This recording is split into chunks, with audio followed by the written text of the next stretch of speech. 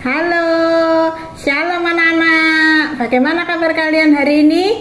Puji Tuhan, baik bukan? Pasti baik. Anak-anak Tuhan selalu disertai oleh Tuhan. Senang sekali hari ini kita bertemu lagi. Masih ingat dengan Ibu? Masih ya? Ya, di pembelajaran yang lalu kita udah bertemu. Kali ini kita bertemu lagi. Bagi yang belum kenal, kita kenalan dulu. Nama Ibu Sundari, biasanya dipanggil Bundari atau Bu Sundari, terserah ya. Hari ini kita akan belajar pelajaran tentang pendidikan agama Kristen dan budi pekerti kelas 4. Kita akan belajar pelajaran 4 dengan judul Amos manusia biasa yang dipilih oleh Tuhan. Sudah siap ya kalian? Persiapkan diri kalian, buku tulisnya, pulpennya, Alkitabnya. Nah, sekarang sebelum kita lanjutkan ke pembelajaran materi hari ini, kita akan berdoa dulu. Kita minta pimpinan Tuhan, kita mengucap syukur kepada Tuhan. Siap? Lipat tangannya, tutup matanya, kita berdoa. Tuhan Yesus, kami bersyukur kalau hari ini kami boleh ada semua karena kemurahan dan pertolongan Tuhan. Ampuni setiap dosa dan kesalahan kami. Kami bersyukur kalau hari ini kami ada kesempatan untuk belajar kebenaran firman Tuhan. Berkati kami dengan hikmat akal budi agar kami mengerti dan memahami firman-Mu. Terima kasih Tuhan, dalam nama Tuhan Yesus. Haleluya. Amin. Puji Tuhan. Sudah siap ya? Oke, sebelumnya kita akan membacakan, Ibu akan membacakan tujuan pembelajaran hari ini. Yang pertama, membuat daftar berbagai kemampuan dan ketidakmampuan yang dimiliki. Yang kedua, mengungkapkan perasaan mereka jika ada yang menyebut kamu anak yang istimewa. Yang ketiga, menemukan bentuk-bentuk pelanggaran bangsa Israel dalam kitab Amos. Yang keempat, menuliskan pengamatan tentang orang-orang yang biasa saja namun dipakai oleh Tuhan. Oke, sekarang kamu siapkan Alkitabmu, kamu boleh baca di dalam Amos 1 ayat 1, kemudian Amos 5 ayat 4 sampai 6. Kita akan baca bersama-sama ya. Sudah dibuka Alkitabnya? Oke, kita baca 1, 2, 3. Amos 1 ayat 1. Perkataan yang dinyatakan kepada Amos, salah seorang peternak domba dari Tekoa, tentang Israel pada zaman usia Raja Yehuda dan dalam zaman Yerobiam anak Yoas Raja Israel, 2 tahun sebelum gempa bumi. Sekarang Amos 5 ayat 4 sampai 6. Sudah siap?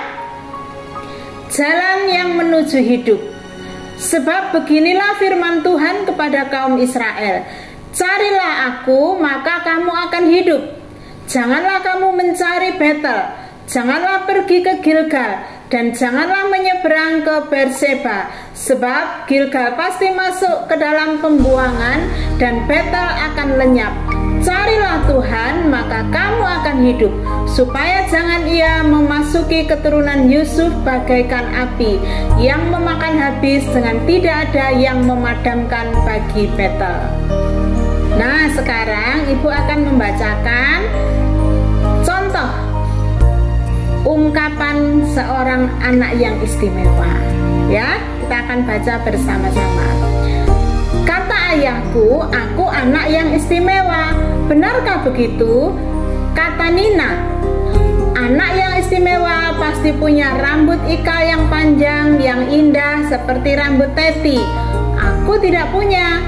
Kata Doni, anak yang sangat istimewa punya gigi yang putih, bagus, rata seperti gigi yang dimiliki Samuel. Aku tidak punya. Kata Maria, anak yang sangat istimewa tidak boleh punya biji-biji kecil seperti jerawat di wajahnya. Aku punya. Kata Rudi, Anak yang sangat istimewa pasti menjadi anak paling pintar di kelas 4. Aku tidak begitu. Kata Martin, anak yang sangat istimewa pasti bisa menceritakan lelucon-lelucon paling lucu di sekolah. Aku tidak bisa. Kata Hani, anak yang istimewa pasti tinggal di lingkungan yang paling mewah di kota, rumah yang paling bagus. Aku tidak. Kata Niko, anak yang istimewa pasti memakai pakaian yang paling bagus dan sepatu yang paling mahal. Aku tidak. Kata Mirna, anak yang sangat istimewa pasti berasal dari keluarga yang sempurna. Aku tidak.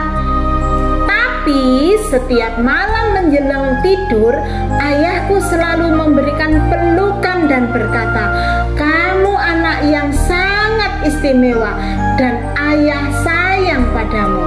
Ayahku pasti lebih bijak dari teman-temanku. Nah, kalimat-kalimat seperti ini seringkali kita dengar. Setiap orang punya pendapat sendiri tentang orang yang istimewa itu seperti apa. Kadang kamu juga bertanya, apakah keistimewaan diriku ya? Nah, sekarang kita akan belajar tentang pengalaman sebagai anak istimewa. Kalian nanti bisa jawab pertanyaan-pertanyaan yang ada di buku. Ya, kalian bisa jawab menurut pendapat kalian sendiri. Di sini ibu punya jawabannya. Yang nomor 1, pernahkah kamu mendengar orang tuamu, saudaramu, atau gurumu mengatakan kamu anak yang sangat istimewa? Jika ya, saya pernah diberitahu. Jika belum, saya belum pernah. Kamu boleh pilih salah satu jawabannya. Kemudian yang kedua, bagaimana perasaanmu mendengar hal itu? Jelaskan. Ini ibu punya jawabannya. Saya sangat senang sekali mendengarnya, karena yang dimaksud anak istimewa adalah saya ini diciptakan oleh Allah dan menjadi sahabat Allah selama-lamanya. Nah, jawabannya belum tentu sama dengan ibu. Kalian bisa jawab sendiri. Menurutmu apa istimewanya? Gitu ya.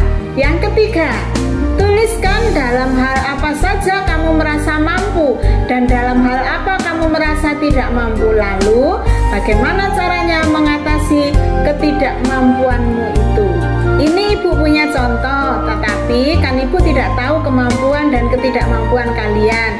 Sesuaikan dengan keadaan kalian, tidak harus sama dengan apa yang ibu contohkan. Yang pertama, kemampuanku membaca, menulis, berhitung. Berarti aku pandai dalam hal membaca. Tulisanku bagus. Aku pinter berhitung matematika, gitu ya. Kemudian tidak mampunya dalam hal apa ya? Berbicara bahasa Inggris aku susah. Mungkin ada yang, aku susah berbicara bahasa Jawa, aku susah berbicara bahasa Sunda, dan sebagainya. Sesuai dengan ketidakmampuan kalian. Contoh yang kedua, bersepeda.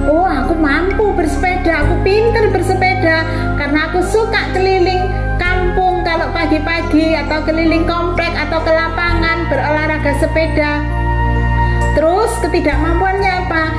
Berenang. Aku nggak bisa berenang karena apa? Aku takut tenggelam, dan sebagainya. Kalian bisa punya jawaban sendiri ya. Yang ketiga, mengoperasikan komputer. Aku pinter sekali kalau dengan komputer karena aku suka bermain-main di komputer, belajar dengan komputer. Ketidakmampuannya apa? Naik sepeda motor. Nggak bisa naik sepeda motor. Kenapa? Masih kecil, masih kelas 4, belum boleh naik sepeda motor. Kemudian contoh lagi, kemampuanku memainkan alat musik, misalnya gitar, keyboard, drum, dan lain-lain. Sehingga kemampuannya itu bisa kamu banggakan untuk melayani Tuhan. Boleh bangga tapi tidak boleh sombong ya. Kemudian yang ketidakmampuannya apa? Memarut kelapa. Memarut kelapa itu susah. Kenapa? nanti takut tangannya terluka, jadi dianggap tidak mampu. Jadi sekali lagi, kalian kerjakan menurut kemampuan dan ketidakmampuan kalian sendiri. Sekarang, apa yang harus dilakukan dari yang tidak mampu tadi? Apa yang harus kalian lakukan? Yang pertama, tadi kan kurang bisa belajar bahasa Inggris. Sekarang yang harus dilakukan adalah banyak belajar atau les bahasa Inggris dengan rajin, minta orang tuanya, dibantu orang tuanya belajar bahasa Inggris. Supaya apa? Supaya bisa lancar mengerti bahasa Inggris. Kenapa? Karena bahasa Inggris bahasa internasional, kita harus bisa. Kemudian yang kedua, tadi tidak bisa berenang.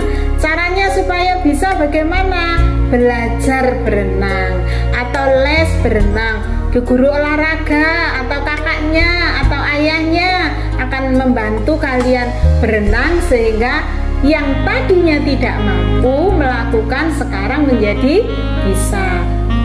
Kemudian tidak bisa naik sepeda motor. Memang betul tidak boleh. Karena kenapa? Kalian masih kelas 4, belum waktunya naik motor. Nanti kalau sudah usia 17 tahun kalian akan belajar naik motor. Kemudian yang keempat, apabila sudah dewasa, terutama yang perempuan, itu akan belajar memarut kelapa dengan pelan. Supaya apa? Tangannya tidak tergores. Kalau tergores akan berdarah. Gitu ya. Semuanya itu bisa kalian lakukan dengan belajar. Pelan-pelan belajar. Pasti nanti kalian bisa. Kenapa? Karena Tuhan memberi hikmat kepada kita.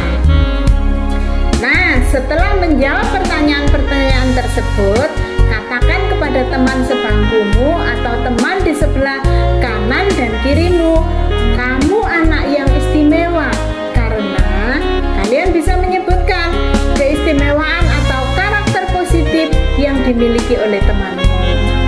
Sekarang kembali kita akan mendalami Alkitab. Kita tadi sudah membaca Amos 1 ayat 1 dan Amos 5 ayat 4 sampai 6. Pada pelajaran yang lalu kamu belajar tentang Allah menolongmu ketika kamu sedang mengalami sukacita, dukacita, ataupun ketika sedang menghadapi masalah. Ini kamu akan belajar bahwa setiap orang memiliki keterbatasan atau kelemahan. Namun setiap orang juga mendapat anugerah dari Allah, sehingga ia memiliki kelebihan atau kekuatan atau biasa kita sebut dengan talenta. Allah memilih kita walaupun kita penuh dengan kelemahan dan keterbatasan, karena Allah mau memakai kita menjadi saksinya. Inilah juga yang dialami oleh Amos. Amos berasal dari Tekoa. Letak Tekoa di sebelah selatan Yerusalem di pinggir padang gurun Yehuda. Pekerjaan Amos beternak domba dan memungut buah ara hutan. Itu ada di Amos 1 ayat 1 dan Amos 7 ayat 14. Amos bukan seorang nabi yang biasa berbicara di depan orang banyak. Dia adalah orang biasa. Namun Allah memilih Amos untuk menjadi penyambung lidah Allah bagi bangsa-bangsa. Tugas Amos adalah menyampaikan bahwa kesabaran Allah akan berakhir dan Allah akan menghakimi bangsa Israel. Anak laki-laki dan perempuan akan tewas oleh pedang. Tanahnya akan dibagi-bagikan. Umatnya akan diusir dan pemimpin akan hancur karena perang.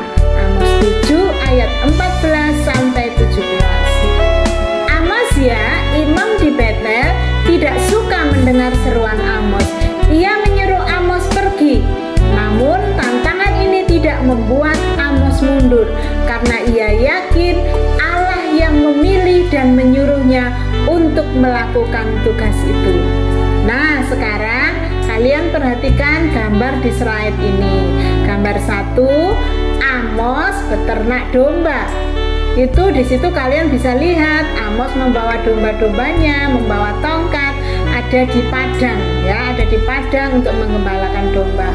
Kemudian gambar yang kedua, Amos menyampaikan pesan Allah ketika dia sedang menggembala. Di waktu sela-selanya dia menyampaikan apa yang dipesankan Allah. Dia menjadi penyambung lidah Allah untuk menyampaikan firman Allah kepada bangsa Israel. Israel akan hancur, sehingga Amos mengingatkan mereka untuk kembali kepada Allah supaya Allah mengampuni dosa-dosa mereka. Amos 5 ayat 4 sampai 6. Bangsa Israel harus meninggalkan kehidupan mereka yang bertentangan dengan kehendak Allah. Mereka harus hidup sesuai dengan perintah Allah agar mereka beroleh keselamatan. Pelajaran ini mengingatkan kita bahwa ketika memilih seseorang untuk melakukan sesuatu, kita seringkali mempertimbangkan kemampuan dan pengalamannya. Misalnya, kita memilih Rita untuk menjadi ketua kelas karena kita tahu Rita mampu untuk menjadi ketua. Kita memilih Udin menjadi ketua sepak bola karena kita tahu dia lihai bermain sepak bola. Kita memilih Elias menjadi peserta lomba pidato antar sekolah karena kita tahu dia pandai berbicara dan bercerita. Bagaimana dengan Amos yang disebut-sebut dalam bacaan kita hari ini? Ia sebenarnya bukan orang yang hebat dan istimewa. Dia hanya peternak domba, tetapi dipakai oleh Allah untuk menjadi pembawa pesannya. Sekarang kita akan mengerjakan tugas. Kalian akan mengerjakan tugas. Tulislah bentuk-bentuk pelanggaran umat Israel kepada Allah yang terdapat pada ayat-ayat berikut ini. Kalian buka Alkitabnya ya, dibuka Alkitabnya, kemudian ditulis di sini ya, ditulis di sini. Yang pertama, Amos 3 ayat 9 sampai 15. Ayat 9. Pelanggarannya apa? Membuat kekacauan, pemerasan. Kemudian ayat 10, tidak tahu berbuat jujur, melakukan kekerasan, aniaya. Ayat yang ke-14, berbuat jahat. Ini maksudnya bangsa Israel ya. Kemudian yang kedua, kalian bisa buka di dalam Amos 4 ayat 1 sampai 3. Ini Ibu sudah membuat jawabannya. Ayat 1, memeras orang lemah, menginjak orang miskin, melawan orang tua. Yang ketiga, Amos 5 ayat 21 sampai 27. Ayat 21, pelanggarannya adalah melakukan ibadah atau perayaan palsu. Jadi mereka ibadahnya tuh pura-pura, tidak sungguh-sungguh, makanya disebut palsu karena tidak datang dari hatinya. Ayat 22, mempersembahkan korban palsu, tidak sungguh-sungguh, hanya sekedar mempersembahkan saja. Ayat yang ke-23, nyanyian-nyanyian palsu, ini juga begitu, tidak dengan segenap hatinya, hanya sekedar melakukan. Yang ke-25, ayat 25, mempersembahkan korban palsu. Sekarang selanjutnya Amos 2 ayat 6 sampai 8. Ayat 6, menjual orang benar karena uang. Jadi menipu orang-orang yang benar dibuat jadi salah. Kenapa? Karena uang. Ya. Ayat yang ke-7, menginjak orang lemah. Sudah tahu orangnya lemah, tidak berdaya, dalam kesulitan bukannya ditolong, tapi malah dianiaya, diinjak, hak-haknya diambil.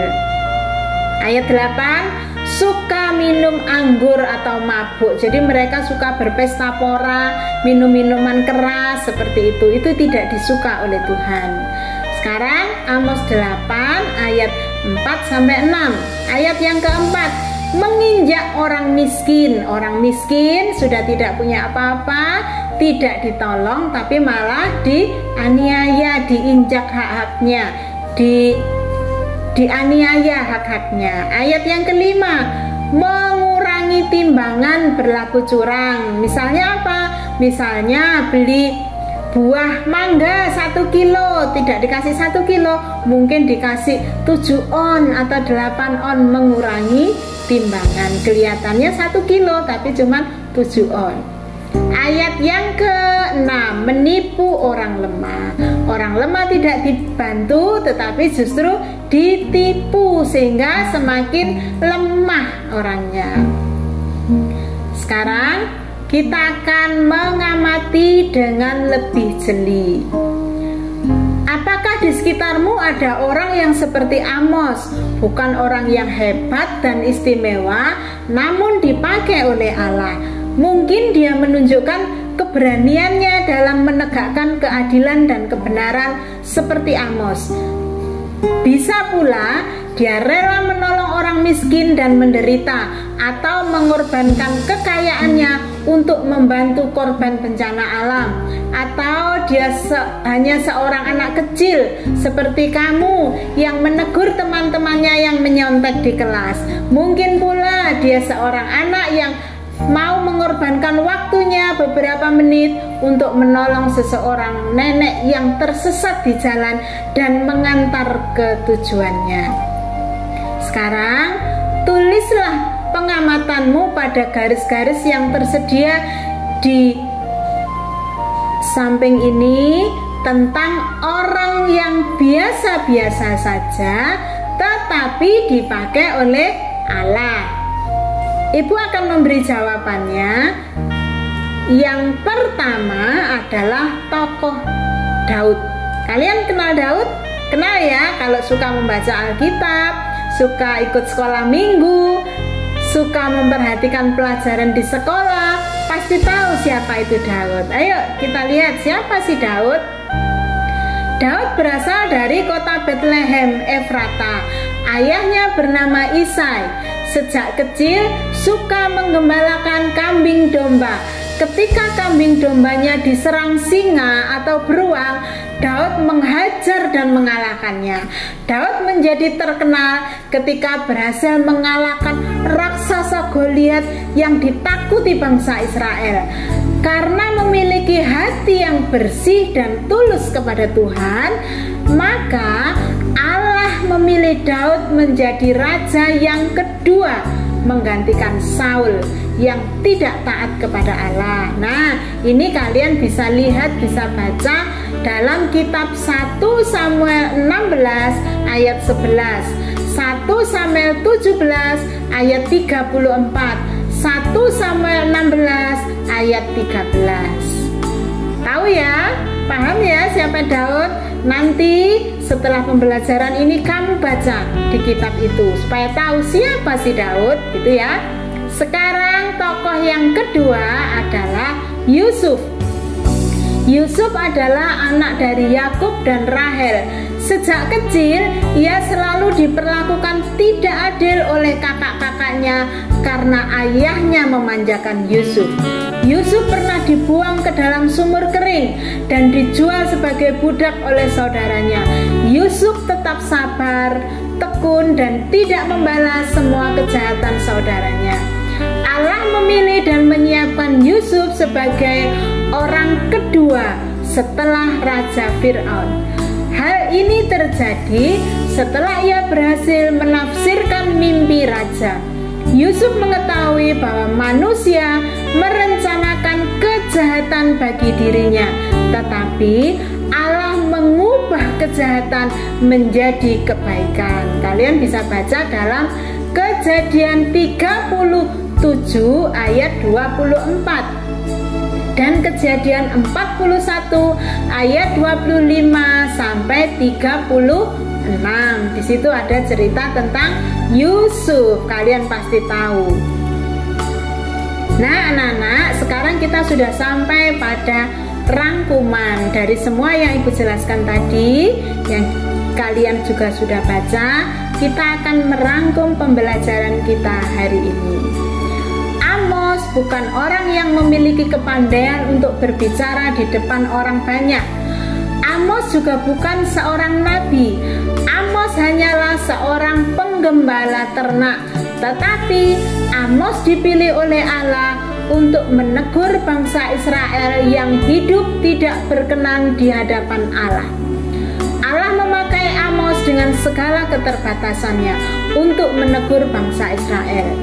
Kita juga memiliki keterbatasan dan kelemahan, namun Allah tetap memilih kita untuk mengingatkan setiap orang supaya hidup menurut kehendak-Nya.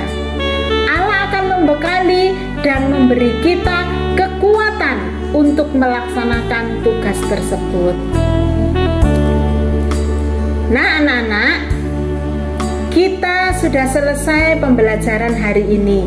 Ibu harap kalian semua mengerti dan memahami pembelajaran hari ini. Kita meminta hikmat kepada Tuhan, kita minta pimpinan kepada Tuhan, supaya kita bisa menjadi orang yang dipilih oleh Allah untuk menyampaikan firman-Nya kepada orang-orang di sekitar kita, orang tua kita, saudara kita, teman kita, orang-orang di sekeliling kita. Supaya apa? Meskipun kalian masih anak-anak, dipakai oleh Allah menjadi penyambung lidah Allah, menyampaikan kebenaran firman Tuhan. Ibu percaya kalian pasti bisa melakukannya. Kenapa? Karena kalian adalah anak-anak yang dipilih oleh Allah, anak-anak yang istimewa, sehingga kita diberi hak, diberi kuasa untuk menyampaikan firman Allah. Sanggup ya? Pasti sanggup. Oke, sekarang mengakhiri pembelajaran kita akan berdoa kepada Tuhan. Sikap berdoa karena kita menghadap kepada Tuhan. Ya Allah, terima kasih kami boleh belajar dari teladan Nabi Amos. Tolonglah kami supaya mampu melakukan teladan yang ditunjukkan Nabi Amos. Dalam nama Tuhan Yesus Kristus kami berdoa. Amin. Nah anak-anak, hari ini kita selesai. Pembelajaran kita selesai. Sampai bertemu di pembelajaran berikutnya. Ketemu dengan Bu Sundari. Semangat belajar, semangat cinta Tuhan, menjadi penyambung lidah Allah bagi orang-orang di sekitar kita. Siap? Pasti siap. Oke? Selamat melanjutkan hidup kita hari ini. Tuhan Yesus memberkati. Bye-bye.